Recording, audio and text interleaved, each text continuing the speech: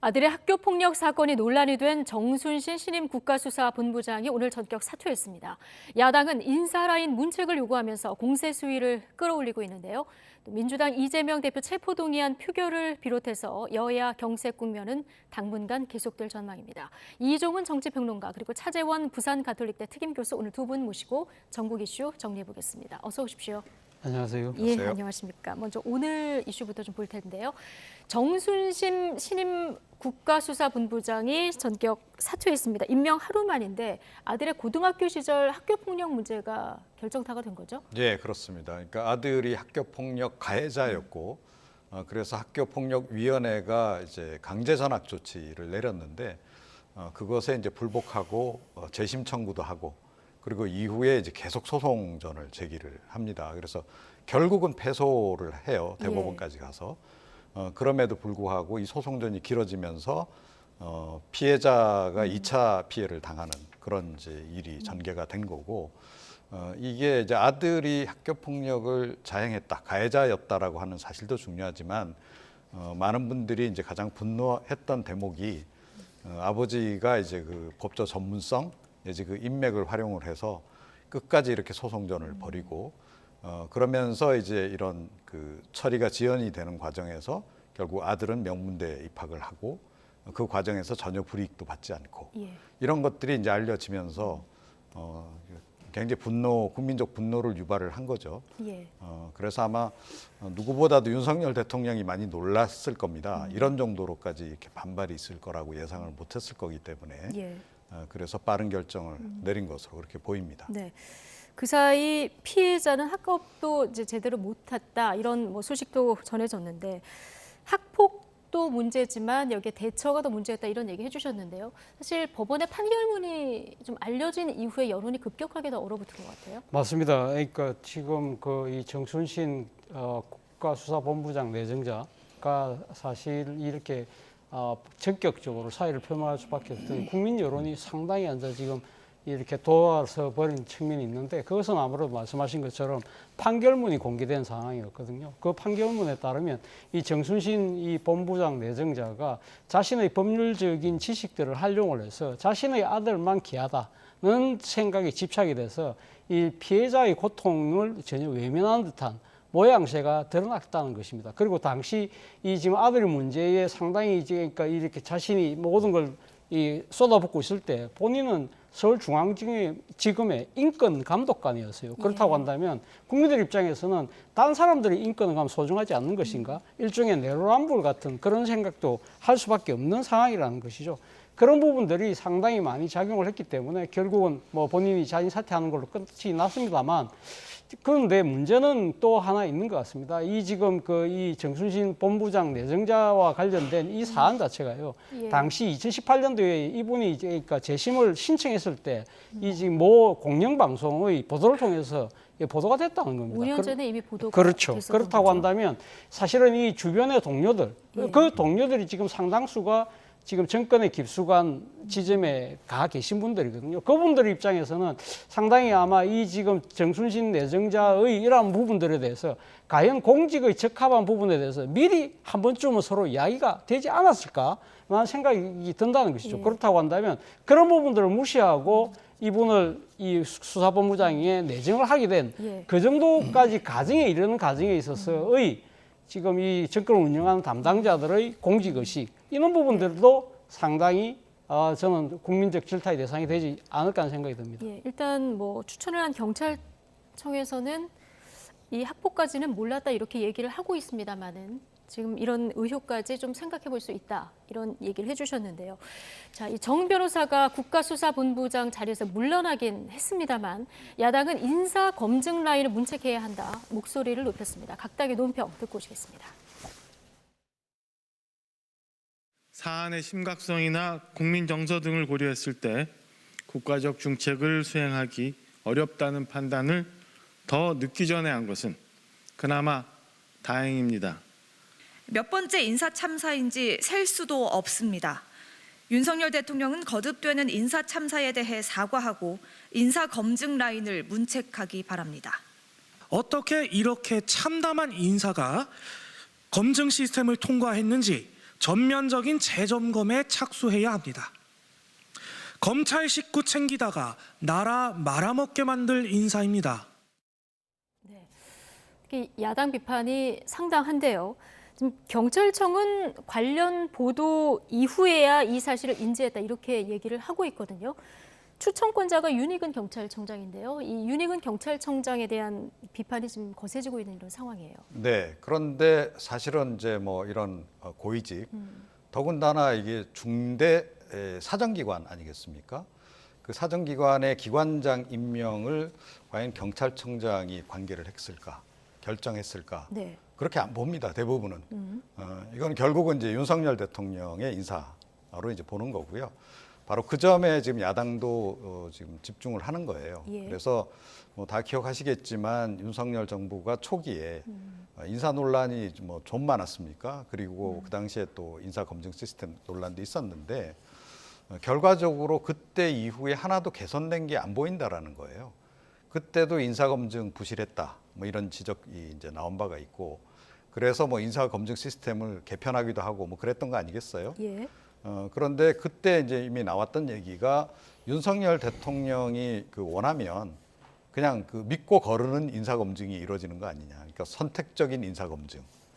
그게 이제 논란이 많이 됐던 바가 있는데 이번 경우에도 그랬을 가능성이 좀 크지 않나 이렇게 생각이 돼요.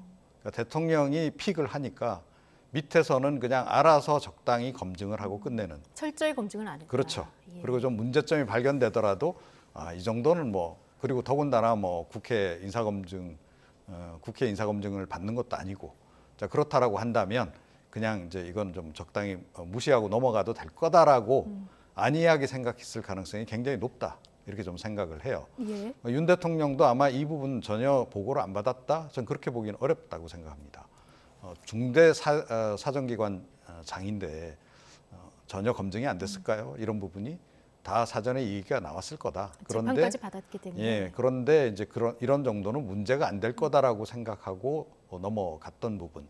그게 이제 최대 그 실책이라고도 볼 수 있는 건데 그런 판단착오 현상이 여전하다라고 하는 것이 더 지금 심각한 문제가 아닌가 저는 그렇게 생각합니다. 예. 앞서 차재훈 교수님 말씀해 주신 것처럼 민주당에서는 정 변호사 내정에 주변 인맥이 작용한 게 아니냐. 예. 자, 이런 의혹을 가지면서 뭐 필요하다면 TF까지 만들겠다 이런 입장인데 자 어쨌든 여당에서도 인사검증은 좀 철저히 해야 된다 이런 목소리가 나오지 않습니까? 이 인사 시스템, 인사를 하는 검증 시스템을 어떻게 정비하는 게 맞다고 보십니까? 일단 그렇습니다. 그러니까 지금 그러니까 이번에 그 경찰 국가수사본부장 같은 경우 말이죠. 그러니까 이건 물론 개방형 자리이기 때문에 그러니까 이 경찰 출신뿐만 아니라 검찰 출신까지 수사에 상당히 능통한 분들이 언제든지 임용할 수 있는 그러한 지금 이 자격은 다 갖춘 분들은 다 대상이 되는 것이죠. 그럼에도 불구하고 이번에 왜 그러면 제대로 검증이 작동되지 않았을까? 사실상 제가 생각했을 때는 뭐 아까 윤 대통령의 픽이라고는 말씀을 하셨지만 그 정도까지 우리가 단정하기에는 조금 섣부른 것 같고요. 어쨌든 그러니까 지금 이 국가수사본부장 자리는 아마 검사 출신을 한다는 것들이 아마 권력 내부에서의 정해진 원칙이 아니었던가 하는 생각이 듭니다. 그렇기 때문에 추천권을 행사할 수 있는 경찰청장 입장에서는 아마 지금 그 권력 내부에서 어느 정도 암암리에 전달되어 온 이 아마 정순신 내정자에 대해서 본인 스스로는 검증할 엄두도 못 낸 것이 아니었나 하는 생각이 들고 만약에 권력 내부에서 만약에 정순신 내정자를 픽을 했다고 한다면 그 과정에서 그럼 제대로 걸러지지 못했던 이유는 결국은 지금 인사 검증 라인이 사실은 이 정순신 내정자와 같은 검사 출신들로 다 형성되어 있다는 것입니다. 예를 들면 지금 그 인사검증을 맡고 있는 것이 법무부 인사정보관리단이거든요. 예. 그 지금 법무부 장관이 누굽니까? 한동훈 장관이고 바로 정순신 내정자하고는 동기입니다. 예. 그런 상황이라고 한다면 가히 실무진 단위에서 장관과의 동기를 제대로 들여다볼 엄두를 낼 수 있을까 하는 생각. 그리고 또 한편으로는 대통령실의 인사비서관, 공직기강 비서관 전부 다 검사 선후배들이지 않습니까? 이러한 식의 그러니까 이 지금 인사 추천 구조에 있어서의 검사 출신을 선호하는 부분, 그리고 그 검사 출신들에 대한 아주 냉엄하고 아주 객관적인 잣대를 들이댈 수 없는 이러한 시스템의 문제가 저는 바로 잡아지지 않고는 이것이 또다시 재현될 가능성이 크지 않을까 하는 생각이 든다는 거예요. 예, 어떻게 바로 잡아야 될까요? 이게 체크리스트 같은 거를 좀 어떤 인사가 되더라도 이거는 작성을 해야 된다라던가 뭐 이런 어떤 공정한 기준이 좀 있어야 될 것 같긴 해요. 제가 보기에는 지금 시스템이 좀 무력화된 거 아닌가 이런 생각이 좀 들어요. 그러니까 아마 이 국가수사본부장 관련해서는 미리 얘기가 다 진행이 됐을 겁니다. 제가 보건대는 뭐 이 이상민 행정안전부 장관하고 윤석열 대통령하고 사전에 다 얘기가 있었을 거예요. 왜? 굉장히 중요한 자리니까. 그래서 국가수사본부장 누구를 하면 좋겠는가 하는 얘기를 나눴을 것이고요. 그렇게 그래서 아마 생각해 이제 볼 수 있다. 인물 픽도 뭐 그 먼저 이루어졌을 가능성이 오히려 더 크지 않나 이렇게 생각이 돼요. 자, 그렇게 된 상태에서 그럼 이제 인사검증을 하라고 이제 지시는 했겠죠. 그래서 문제점들이 아마 나오긴 했을 겁니다. 그런데 그 밑에 사람들이 검증을 제가 보건대는 제대로 안 했을 가능성보다는 검증을 제대로 다 해서 보고는 했을 거다라고 생각을 해요. 그런데 이 보고를 하면서 이게 굉장히 큰 문제가 될 수 있다라고 하는 점까지 적시를 해서 보고를 과연 했겠는가. 예. 그랬을 가능성보다는 윤석열 대통령이 원하는 인물이기 때문에 가능하면 뭐 큰 문제 없는 것으로 포장을 해서 보고를 했을 가능성이 높다. 그런데 이게 지금 한두 번이 아니다라는 거고 윤석열 대통령의 통치 스타일하고 좀 연관지어서 볼 때 이게 지금 거의 그 대통령실의 전반적인 분위기가 이런 식으로 지금 잡혀 있는 게 아닌가 예. 싶어요. 그렇다라고 한다면 앞으로도 아무리 시스템이 있다 한들 이게 제대로 작동하겠는가 하는 거예요. 사실은 그 부분이 좀 개인적으로는 걱정이 좀 많이 됩니다. 예. 네.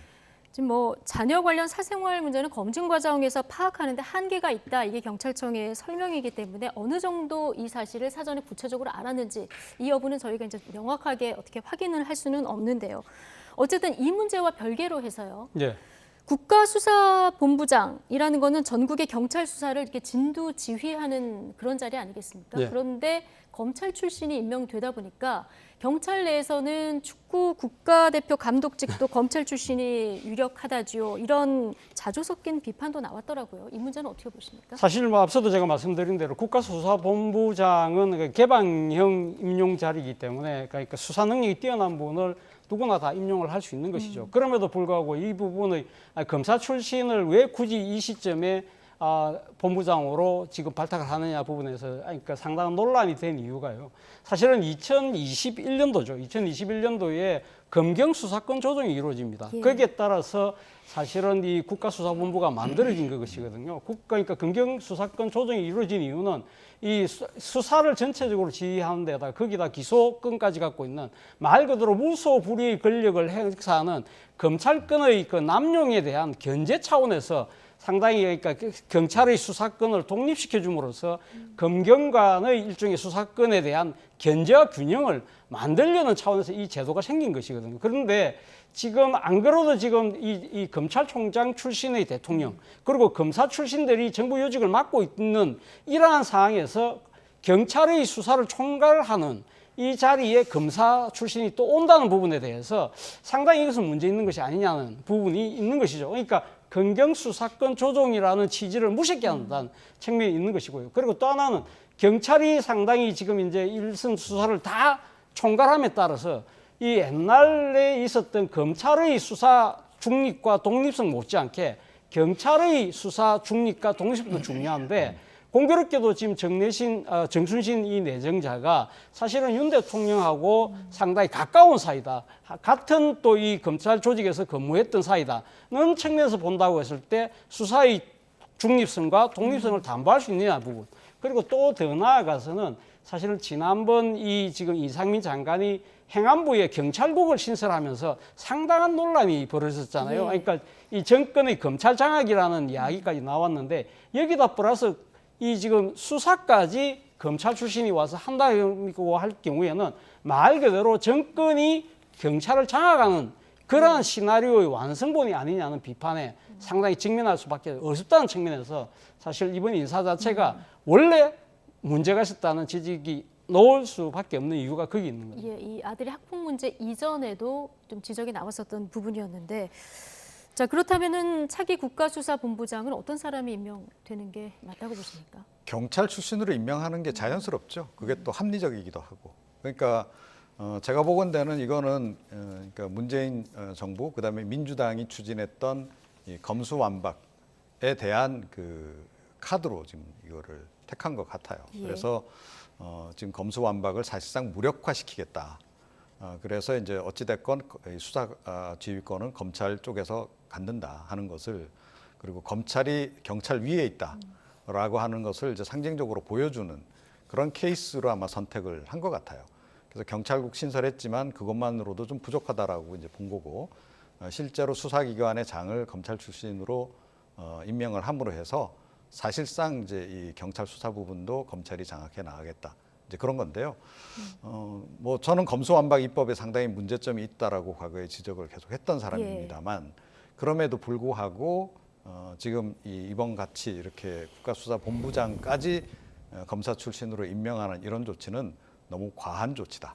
한마디로 좀 선을 넘는 조치다. 이렇게 저는 생각을 하고, 조금 전에 이제 말씀하셨듯이 검경은 서로 이렇게 절대적으로 중립적인 위치에 있으면서 정치적으로도 이제 독립되어 있어야 하고, 상호간에 어느 한쪽으로 과도하게 좀 권력이 실리지 않도록 그렇게 균형을 유지하는 것이 국민들 입장에서는 절대적으로 중요한 사안이다라고 저는 봅니다. 그런 관점에서 볼 때, 그리고 더군다나 이건 또 현장 수사를 하는 기관이잖아요. 예. 그렇다라고 한다면 검사들이 이 지금 사무실에 앉아서 수사를 지휘하는 거하고는 이거 차원이 다른 겁니다. 그래서 이건 역시 이제 수사 전문가 출신으로 해서 지금 앉히는 것이 좀 자연스럽다. 그리고 합리적이다. 다시 한번 제가 강조드립니다. 예. 자, 이슈를 좀 바꾸어 보겠습니다. 이재명 대표의 체포동의안 표결이 이제 이틀 앞으로 다가왔는데요. 부결이냐 가결이냐에서 가결을 점치시는 분은 없습니다만은 민주당 입장에서 지금 압도적으로 부결이 되느냐, 가까스로 부결되느냐, 네. 이것도 좀 중요한 포인트죠. 저는 뭐 민주당에서 일종의 단일 대우를 형성해 있다고 봅니다. 그렇기 때문에 사실은 뭐 이 지금 부결이 압도적으로 부결이 되지 않을까 생각이 들어요. 근데 그 이유 중에 하나는 이번에 검찰이 지금 구속영장에 지금 적시하고 있는 이재명 대표에 대한 혐의 자체가요, 상당히 어떻게 보면 그동안에 이 경찰이 피의 사실을 여러 가지 공표하면서까지 이렇게 몰아갔던 거하고는 달리, 사실 이재명 당대표가 이야기하다시피 이 지금 공소장에 이재명이라는 주어가 없다는 이야기잖아요. 그건 쉽게 말해서 이재명 당대표의 혐의를 입증할 만한 결정적인 증거가 없다는 것이죠. 그런 차원에서 본다고 한다면 상당히 민주당 의원들 입장에서도 이것을 갖다가 지금 부결을 시킬 수밖에 없는 상황인 것이고, 또 하나는 지금 윤석열 정부의 행태에 대해서 민주당 의원들이 상당한 위기감을 느끼고 있을 거예요. 우리가 방금 이야기했던 지금 경찰의 국가수사본부장까지도 검찰 출신을 앉히는 이러한 그 검찰공화국처럼 보이는 역사의 퇴행을 어떤 식으로 막아야 된다는 그런 상당한 뭐랄까요, 소명감 이런 부분들도 작용을 하고 있기 때문에 이번에는 아마 똘똘 뭉칠 가능성이 높다. 그렇기 때문에 국가수사본부장 임명도 이 표결에 좀 영향이 있을 거라고 당연히 보시는 있죠. 거군요. 그러니까 소위 말해서 이 검찰공화국의 완성판이라고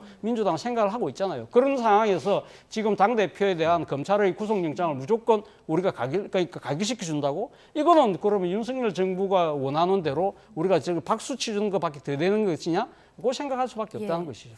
이번에는 뭐 비명계 의원들도 부결, 거의 한 목소리를 내고 있는 상황인데요. 그런데 민주당 내에서 부결 이후의 시나리오에 대해서는 다양한 목소리가 나오고 있습니다. 자, 관련 발언 듣고 오시겠습니다.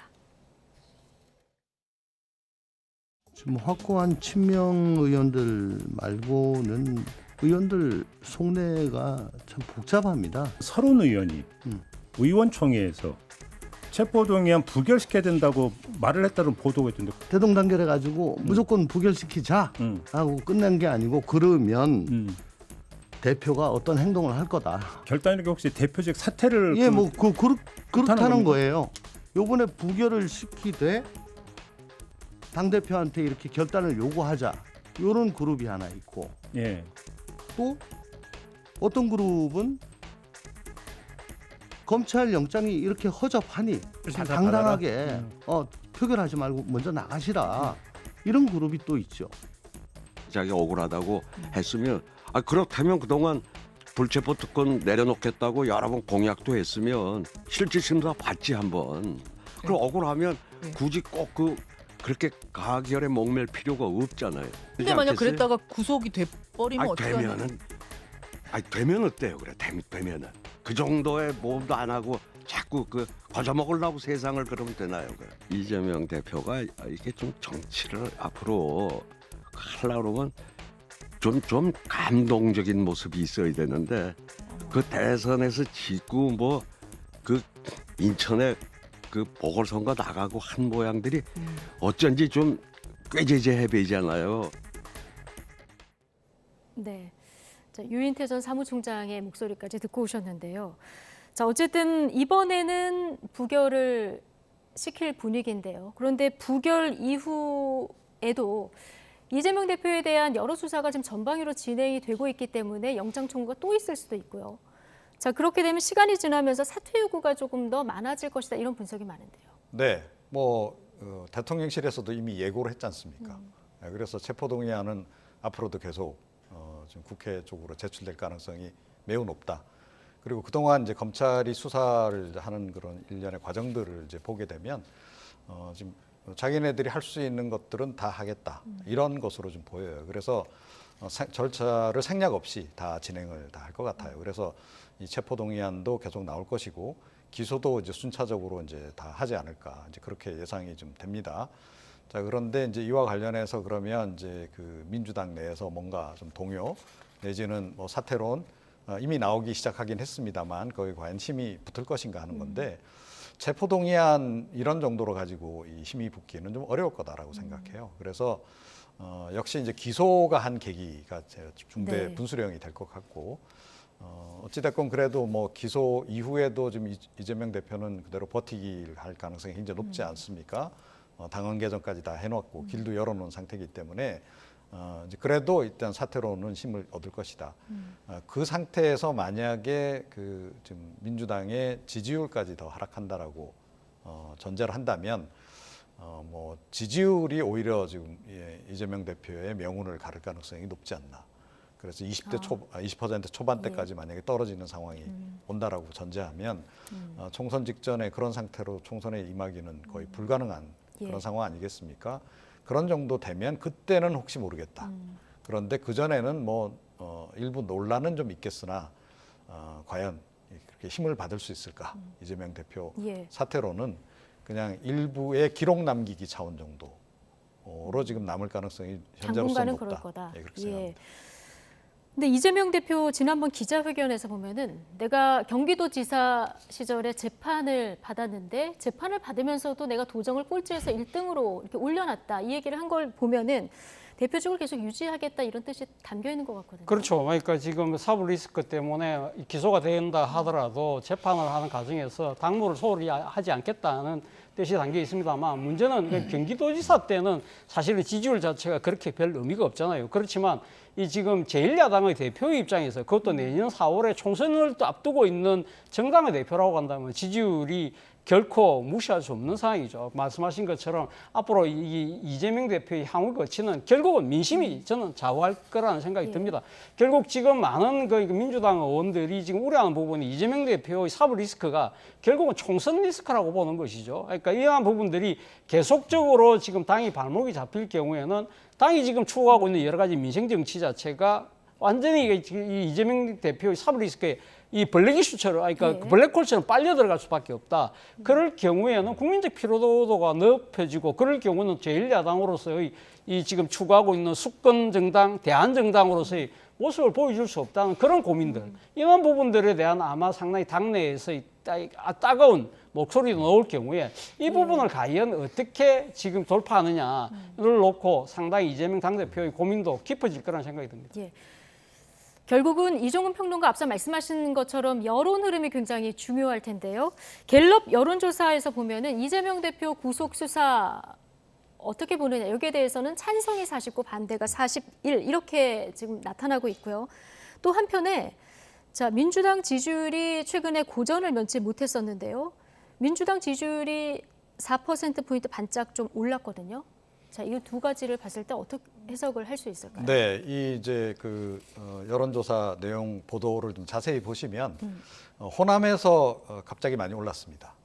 왜 이런 현상이 빚어졌겠는가 하는 예. 건데 그건 역시 지금 이제 진보 지지층이 결집하고 있다. 결집을 하는 그런 그 상황이다. 그러니까 이재명 대표 리스크가 커지면서 정당 지지율이 최근에 계속 좀 하락세를 보이지 않았습니까? 그러면서 지금 진보 지지층이 약간 경각심을 좀 갖게 된 것 같아요. 그래서 뭔가 우리도 좀 뭉치지 않으면 안 되겠다. 예. 저쪽은 뭉치는데 우리는 안 뭉쳐서 되겠는가. 그런 인식이 지금 많이 작동을 좀 한 결과로 일단은 보입니다. 예. 자, 이제 민주당 상황. 자, 월요일에 이제 표결이 들어가게 되는데요. 자, 어떤 수치의 결과가 나올지 자, 이 부분도 주목해서 보도록 하고요. 자, 국민의힘 얘기 남은 시간 동안 좀 해보겠습니다.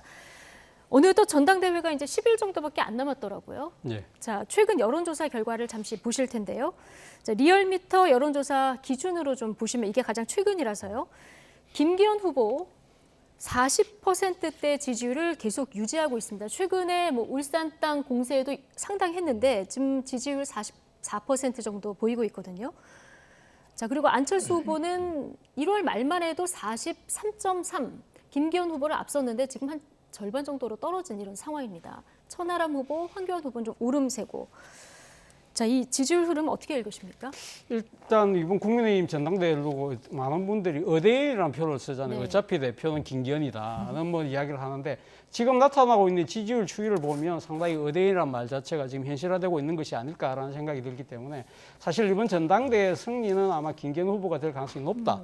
다만 결선 우리가 갈까요? 예? 결선까지 그래서 갈까요? 지금 제가 말씀드리고 싶은 예. 게 관전 포인트는 과연 결선 투표가 있을 것의 여부인데 제가 생각했을 때는 지금 천하람 후보의 상승세가 만만치 않고 예. 그리고 또 지금 김기현 후보의 표를 나름대로 나누고 있다고 볼 수 있는 황교안 후보도 지지세가 지금 올라가고 있다. 예. 그렇다고 한다면 결선 투표의 가능성이 높은데 문제는 2등을 누구 할 거냐의 부분입니다. 만약에 지금 현재의 지금 그 여론조사 결과대로 안철수 후보가 2위로 갈 경우에는 아마 결선 투표도 좀 무난하게 김기현 후보가 이기는 상황으로 흘러갈 가능성이 높다. 반면에 지금 3위로 지금 달리고 있는 천하람 후보가 일부 여론조사에서는 뭐 실버 크로싱이라고 해서 이 지금 2위로 올라서는 장면도 가끔씩 보이거든요. 예. 그렇다고 한다면 천하람 후보가 만약에 결선 투표에 올라갈 경우에는 상당한 아마 좀 이렇게 지켜볼 여지가 있지 않을까 하는 생각인데 예. 그렇다고 하더라도 대세를 뒤엎기에는 시간이 좀 부족하지 않을까 하는 생각이 듭니다. 1등을 누가 할 거냐보다 좀 2등을 누가 할 거냐가 지금 더 관심이다 얘기해 주셨는데 지금 말씀하신 그 여론이 책임당원을 대상으로 한 여론조사인데요. 자, 이 부분을 보면은 천하람 후보가 22.8, 안철수 후보가 17.9%로 천하람 후보가 2위로 올라왔습니다만은 여기서 이제 말씀드릴 것은 표본 오차가 95% 플러스 마이너스 4.5% 포인트라서 9% 포인트 안에서는 이제 오차 범위 안에 있기 때문에 오차 범위 안에 있습니다만 어쨌든 천하람 후보가 올라간 여론조사 결과도 있거든요. 어떻게 전망하십니까? 네. 그러니까 김기현 후보가 만약에 황교안 후보하고 단일화를 성사를 시킨다면 1차 투표에서 과반 득표가 가능한 거죠. 근데 그게 가능할까요? 뭐 저는 요즘에 황교안 후보 울산 땅에 대해서 네, 가장 굉장히 거세게 맹공을 하고 맹공을 있는데 저는 가능성은 여전히 좀 남아 있는 상태다라고 결선 저는 보고요. 투표 가기 1차 투표 전에 오히려 지금 어떻게 보면 몸값 올리기를 지금 시도하고 있는 그런 그 상황이다.